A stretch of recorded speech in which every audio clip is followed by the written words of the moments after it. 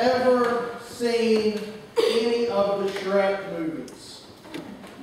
Come on, raise your hands now. Shrek. If you don't know Shrek, Shrek is an animated series about an ogre by the name of Shrek, his chatterbox and annoying best friend Donkey, their other companion that they meet in later movies, Puss in Boots, and of course Shrek's beautiful wife, the human-turned ogre, Fiona. My favorite of the films is the second one. I love Shrek 2, probably my favorite in the whole series of all four of them. And Shrek 2 begins at a kind of interesting point. Shrek and Fiona are married, they have had their honeymoon, and now Fiona is taking her new husband Shrek to visit her parents, the king and queen of far, far away.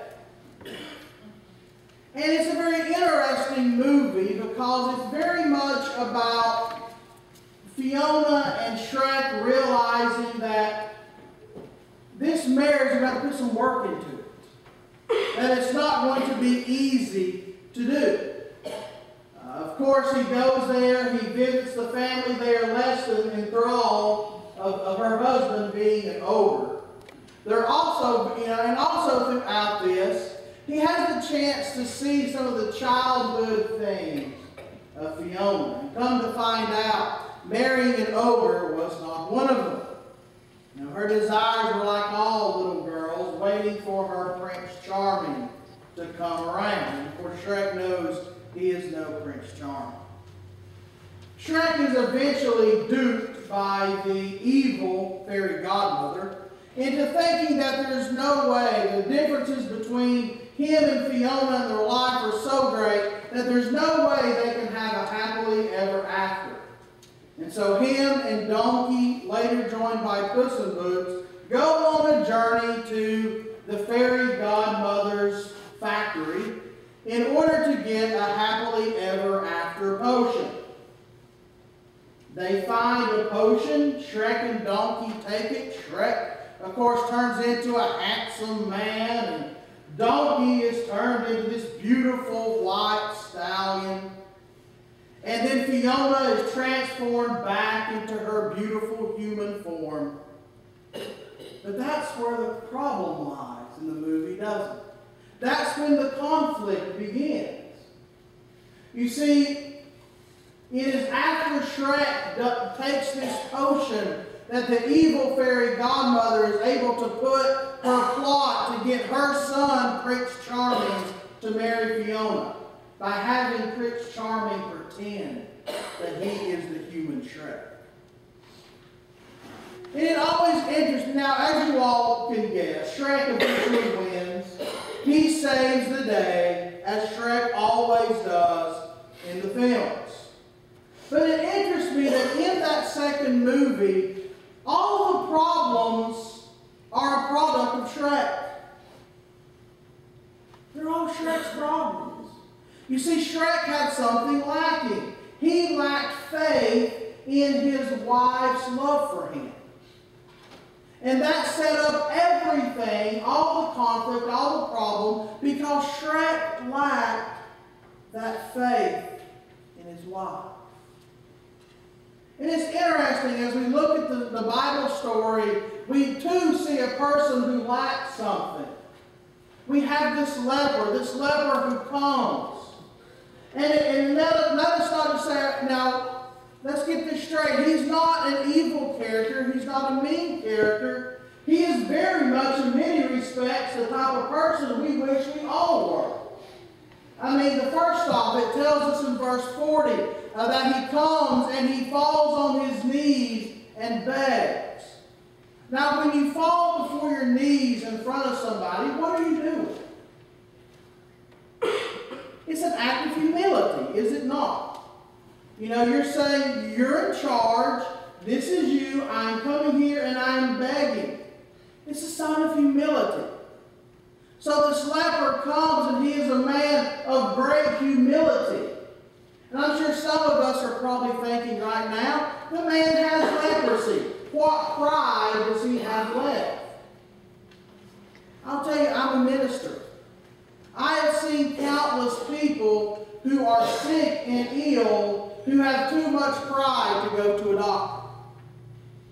And one of the people in our early service said men seem to be plagued by this a little bit more than women, and they're probably right. Stubbornness, our stubborn pride, even in the midst of obvious problems. I mean, when I was 5 years old, I crashed down. I was on a chair doing what you're not supposed to. I was on top of it, kind of leaning it over, and it fell, and I busted my arm. I couldn't move it, couldn't do anything. My mother said, we need to take him to the doctor. My father was like, oh, he is fine, he just frogged it. I don't know what it means to frog your arm, but that's what he said.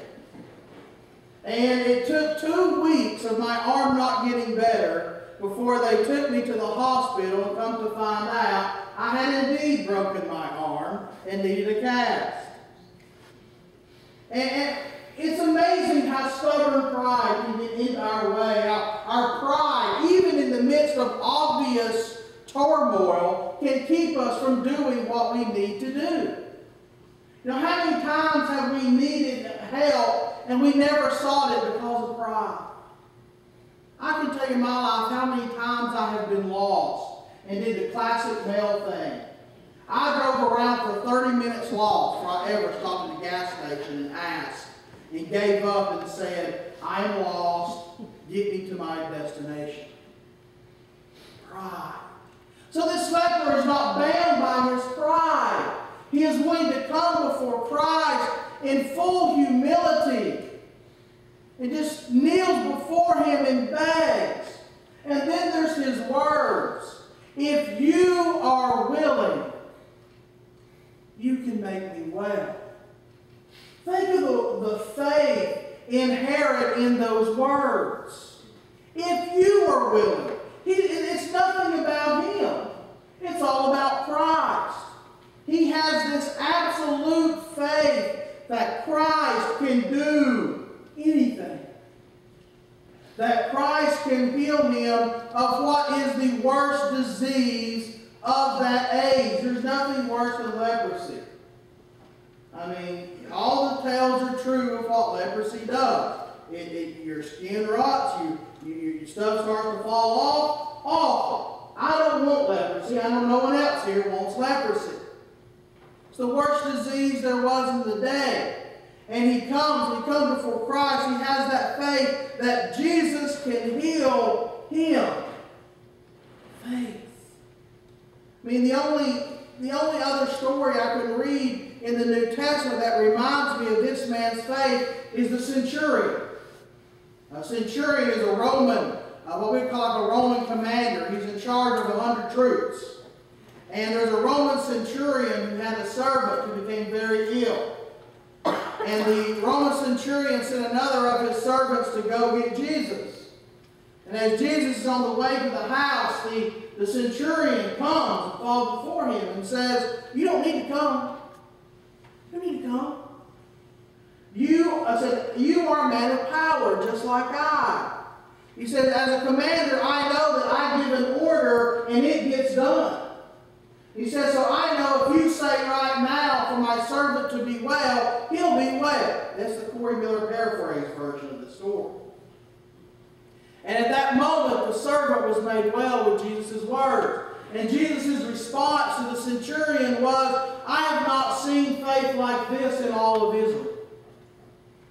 And that's the type of faith this leper had. It was just understanding that Jesus can do it.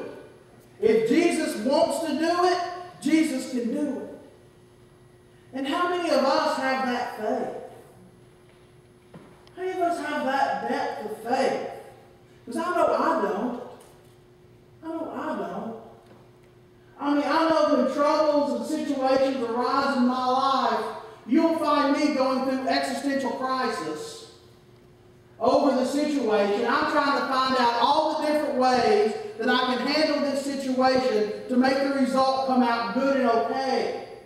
And I'm just, I'm all up in the thither over it. I'm sitting there in a corner, basically. I don't want anybody to talk to me. Just leave me alone. This is what's going on.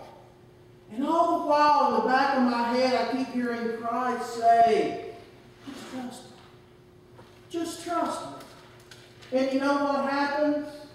The time comes to face the problem, and either two things happen. Either one, the problem was nowhere near as big as I thought it was. Or number two, Jesus has already taken care of it. Jesus has already taken care of it. The sad thing is, that's a repeated moment in my life. I just can't seem to get it. This leper had faith that all of us should have. And then we get to the moment, after he is healed, we get to the moment where we see his lacking moment, where he lacks something. Jesus commanded him to what? Be quiet and go and offer the sacrifices that were required. Jesus told him to go and obey. Obey those two things. Don't tell anybody. And then go and tell the priest and do the required sacrifices the Jewish faith required. And what does he do? He taught. He proceeded to go out and tell people all about Jesus. Now I'm sure right now, again, we're thinking, well, isn't that what a Christian's supposed to do? I mean, what are we supposed to do as Christians? It's not a hard job to know what God wants us to do. We're supposed to remain in Him, work on our faith, and we're supposed to tell other people about our faith. That's part of our Christian life in a very short nutshell. Very small. And here this man has it. He goes out and he is telling everybody about Jesus. All about this man who healed him of leprosy. Everything we're supposed to do. In some respect, we might call this leper, he's a super Christian. He has the humility, he has the faith, he has the boldness to speak. All three of them. Three of the big boys of being a Christian. But it doesn't make up for the fact that he disobeyed. He had good intentions. He had good intentions. But he disobeyed. And his actions became a hindrance to Jesus' ministry.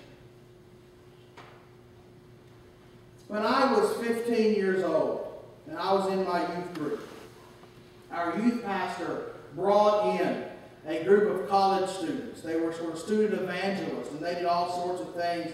And they were brought in to teach us how to share our faith to other people our age. And one of the members of that group had an amazing story, and they told it to us. You see, this young man had HIV. Remember, this is the 1990s. It's a different era. Things were, HIV and AIDS was huge. Huge deal still at that time. And we were told that this gentleman who had HIV, there was, of course, no cure for it, nothing that could be done. And he sort of and they tell us that they brought him in, they laid hands on him, and for the past, I think it was year and a half, he seemed to be HIV free. None of his blood cells were doing anything, all the things that HIV does. And of course, at first, we didn't believe it. There's no cure for AIDS. We didn't believe it until our youth pastor and one of the leaders of the group confirmed the story. And of course, at that point, we were amazed. It was, look at the power of God. But then they told us, and when they found out how excited we were, they said, but don't go tell anybody about this story. Well, I am not one to leave a good story untold. And so I thought, people need to hear this. And so I proceeded to tell. That next Sunday, they met me outside after church, and they asked me if I'd been the one telling about it. And I said, yeah. And they said, well, Corey, think about it. And I said, what's there to think about? I mean, listen to this man's story.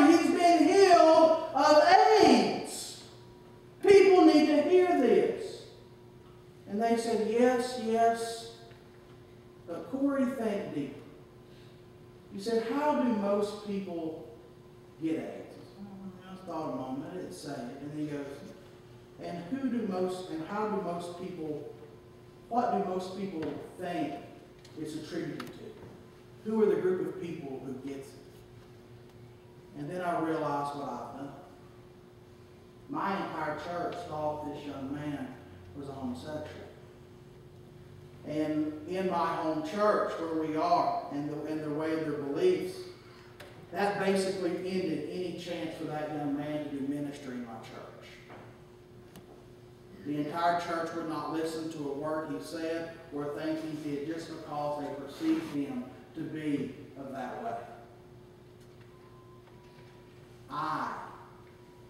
My lack of obedience ended that young man's chance to do ministry in my own church. Good intentions doesn't always make up for disobedience.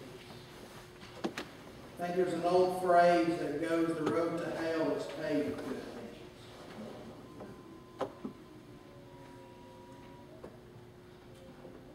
The leper lacked obedience. And because of that, Jesus couldn't do ministry in the way that was effective, the way he liked to do it. You know, Jesus wasn't a country boy. Jesus was a city kid. He lived in that, maybe small. But Jesus liked to go into the cities. He wanted to be where the people were. He wanted to be in their lives and what they did. That was how Jesus did ministry. Jesus, we talk about, when preachers talk about we need to get dirty in ministry, that's because our example is Christ. And Christ went where the sinners were. Christ went where the working class people were. Jesus went where the despised people were. That's what Jesus did. But because of the actions of the leper, Jesus' name became even more widespread. And then later on, if you look in verse 2, chapter 2, it begins with a curious story. You see, Jesus enters the town of Capernaum. And he goes, it's not in Mark, but in other ones, in others, Matthew or Luke, you hear that he actually goes to Simon Peter's house. And there are so many people who now want to see Jesus that they crowd the house, they crowd the outside of the house, and what happens? The people who really need to see Jesus, the sick and the infirm, they can't get in there. And so this paralytic, his friends had to take him up on the roof, dig through the roof. They had mud brick houses then. Dig through that roof and lower their friend to see Jesus. And I know we always look at the positives of that story, but when you put it in context, you see what's happened. Jesus, because of all of that was done, Jesus couldn't get to the people who needed to see him. The people who needed to be healed couldn't get there. Because there's so great a number of people who want to see this man who just healed a leper. I don't want to see a man who just healed leprosy, to be quite honest. And that's what they were coming to see. So the question for us is a simple question. Is there something lacking in our lives today? Is there something lacking in our Christian lives that is hindering Christ's work? Is there something that keeps us from growing as we should be in Christ? Or is there something that keeps us from being able to be used by Christ? Is there something lacking? Maybe we're like the leper. Maybe what we lack obedience. We have that faith. We have that humility, but we just have a hard time doing what Jesus tells us to do. It's not an easy thing. Or maybe we're the opposite. Maybe we have obedience. Maybe obedience comes easy to us. But what we lack is the faith. There's a lot of things out there today that will hinder faith. There's a lot of things, the things you could know, all sorts of writings and the works of countless people, all intended to destroy people who have faith. It's not easy being a person of faith in today's world, is it? And maybe today we find ourselves, and faith comes at a struggle. That we have to struggle to keep believing what we believe in. What's lacking in our lives today? This moment is all about discovery. Is there something lacking in your life? Is there something lacking in your Christian life that you know you need to be working on? Then as we come and as we do our hymn of greeting, hymn 55, take the time to do what is necessary. If the Holy Spirit is telling you to pray, then pray. If the Spirit is saying you need to come to the altar because you need to put all the distractions aside from you and you need to come before me, get on your knees, then come. If you need to speak to anyone, I will be here as well. But is there something lacking in our lives today? And if there is, let us not leave this place without having made up for what is lacking. Hymn 555, More Love to Thee, O God.